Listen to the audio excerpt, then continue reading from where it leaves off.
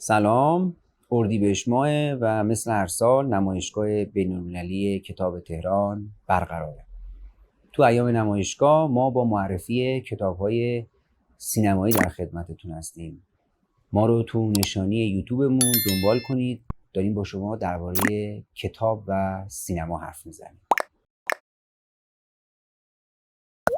سلام، روزای بهاری اردیبهشتتون بخیر. خیلی اردیبهشت بانمکی شده، بارونی، انگاری مازندران رو به وسط ایران گسترش دادن. نمایشگاه کتاب تهران هم در جریانه و قرارمون این بود که در ایام نمایشگاه از طریق این صفحه‌ای که می‌بینید ما یه سری کتاب با موضوع سینما به شما معرفی کنیم و انگیزمون هم این بود که گفتیم در حوزه کتاب و به ویژه کتاب‌های سینمایی، حالا کتاب‌های هنری هم همینطور، ما مرور نداریم و معمولا افراد نمی‌دونن چه کتابی بخره. مدعی نیستیم ما داریم یه مرور خیلی خفن و خوب و عجیب غریب درباره کتاب‌های سینمایی ارائه می‌کنیم، اما گفتیم کارو شروع کنیم، به اندازه خودمون یک گام بیاییم جلو.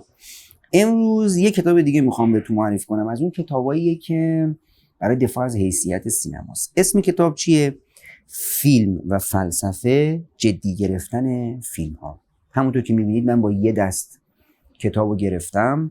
کتاب خوش دسته، یعنی شما میتونید تو مترو، توی اتوبوس، تو هر جایی که به قول معروف وقت پرت و آزادتونه کتابو دست بگیرید و راحت بخونید. مثل بقیه کتابا من تاریخ خرید کتاب و محل خرید کتاب رو زدم، نوشتم از شهر کتاب مرکزی در 7 اردیبهشت 1402 من این کتاب رو خریدم.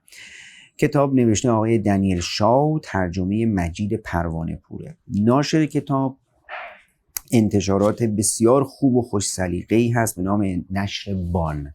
اگر اشتباه نکنم تو نمایشگاه کتاب سال قبل بود و مترجم کتاب و سال 1401 چاپ شده. من و تیراژش هم اگر بتونم پیدا بکنم 550 تا نسخه است. خب میبینید دیگه تیراژها و شمارگان کتاب عملا زیر 1000 تا. حالا اینا که کتابای تخصصیه ولی خب واقعا جای تأسف داره. البته قصه همینه.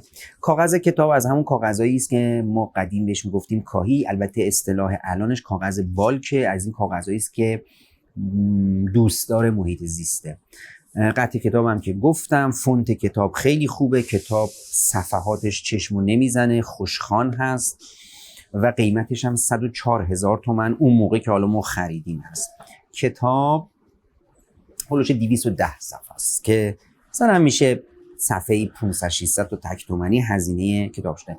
این قیمت رو که میگم برای اینکه دستتون بیاد دیگه، عملا میشه گفت در حال حاضر هزینه تولیدی یک کتاب بین 600 تا تک تومانی تا 1000 تومان برای هر صفحه است. یعنی اگه شما الان کتاب 500 صفحه‌ای بخرید دیگه انتظار نداشته باشین کمتر از 300,000 تومان باشه، مگر اینکه حالا یه حامی مالی عجیب غریبی داره و اون کتاب 500 صفحه‌ای رو میتونه 500,000 تومان هم بزنه. اینا برای این میگم که تو ایام نمایشگاه کتاب اگر کتابایی که در واقع رصد کردید بخرید و میدونید چند صفحه است، بدونید چه قیمتی باید، چه مبلغی باید کنار بذارید.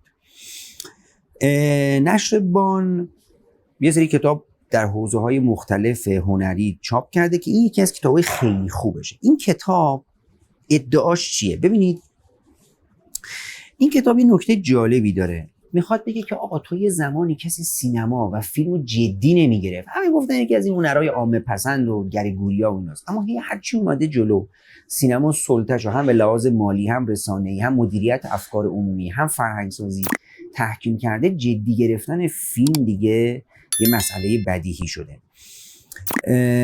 پشت جلد کتابی نکته نوشته که فکر کنم همین کارگوشاست. میگه کتاب حاضر درآمدی است برای آشنایی با فلسفه فیلم که یکی از این شاخه‌های رو به رشد زیباشناسی به شما می‌رود. در این کتاب گزیده‌ای از نمونه‌های شاخص مباحث فیلسوفان و نظریه‌های فلسفی فیلم ارائه شده و نشان از آن دارد که فیلم نیز همچون تمامی انواع هنرهای زیبا مهم بوده و جای هیچ تردیدی باقی نمی‌گذارد که فلسفه ورزی درباره فیلم یک فعالیت کاملا جدی است. آقای دنیل شاو نویسنده کتاب استاد فلسفه در دانشگاه لاکیون پنسیلوانیا آمریکاست. در هم نیز به عنوان دبیر تحریریه با مجله فیلم و فلسفه، این مجله قدیمیه نشریه انجمن مطالعه فلسفی هنرهای تجسمی معاصر همکاری میکرد.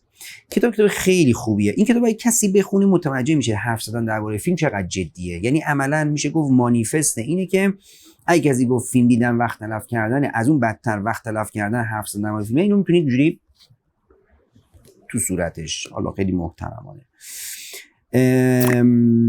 من این کتاب رو یه 2 مرتبه خوندم و واقعا کتاب خیلی خوبیه.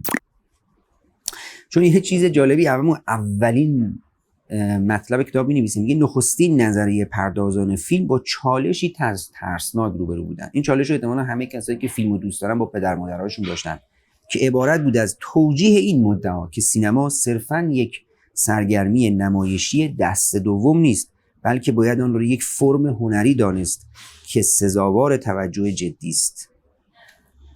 الان اگر شما بدیهی میدونین حرف زدن درباره فیلمو، بدونید اینطوری از اول نبوده. هنوزم حتی اونایی که خیلی عشق داستانن، مجسمه سازیان، شعرن، نقاشیان، به سینما به شکل یک هنر جیغجیگوی پرسر و صدای چیپ نگاه میکنن. حالا حق دارن یا ندارن این قصه دیگه است.